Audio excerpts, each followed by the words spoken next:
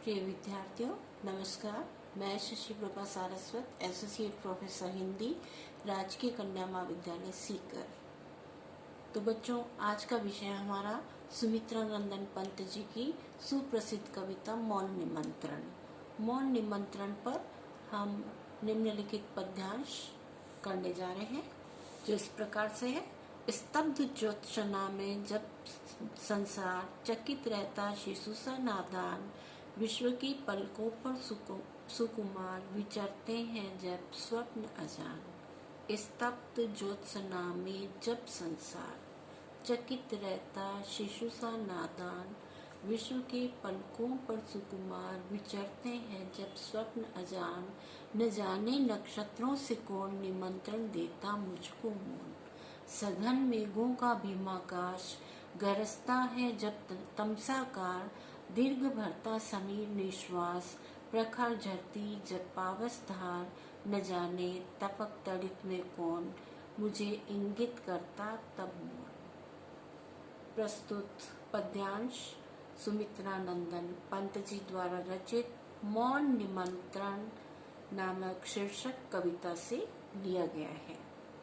कवि प्रकृति के क्रियाकलापों के माध्यम से अज्ञात सत्ता के मौन निमंत्रण की तरफ संकेत करते हुए कहते हैं कि जब रात्रि के शांत निस्तब्ध वातावरण में चारों तरफ चांदनी छिटकी हुई रहती है और प्रकृति के उस शांत मोहक सौंदर्य को देखकर, उससे अभिभूत होकर संपूर्ण संसार अबोध बालक के समान आश्चर्यचकित सा रह जाता है।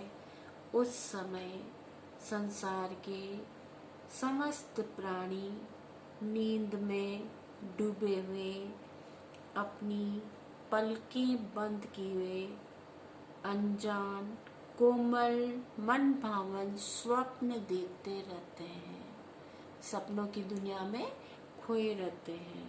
उस समय आकाश में आच्छादित झिलमिलाते तारों से न जाने कौन मुझे मौन संकेत देकर अपने पास बुलाता है, मुझे मौन निमंत्रण देता है, अपने पास बुलाता है। सुमित्रा नंदन पंत जी कहते हैं, इसी भांति इसी प्रकार के मौन निमंत्रण के प्रति भाव व्यक्त करते हुए पंत जी आगे कहते हैं कि जब घनघोर घटाओं से युक्त गगन में काले घने बादल अंधकार फैलाते हुए तीव्र गर्जना करते हैं और उनको देखकर जब हृदय लंबी लंबी सांसें भरने लगता है, इसके साथ ही वर्षा अपनी तेज धार से आकाश से गिरने लगती है, उस समय तड़कती हुई बिजली के मध्य न जाने कौन मुझे मौन निमंत्रण देता हुआ अपने पास बुलाता है, चुपचाप अपनी तरफ मुझे बुलाने का संकेत करता है। अर्थात उस बिजली की चमक के बहाने मुझे अपने पास बुलाता है, मुझे मौन निमंत्रण देता है, चुपचाप मुझे अपनी ओर खींचने का संकेत देता है। विशेष संदर्भ में आप निम्नलिखित बातों को उद्घाटित करेंगे।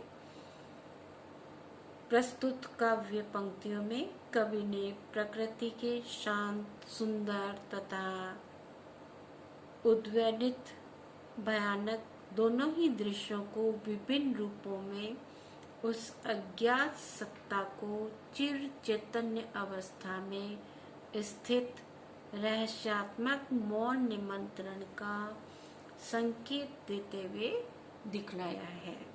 इसमें कवि की छायावादी रहस्यवाद की अनोखी विशेषता अभिव्यक्त हुई है।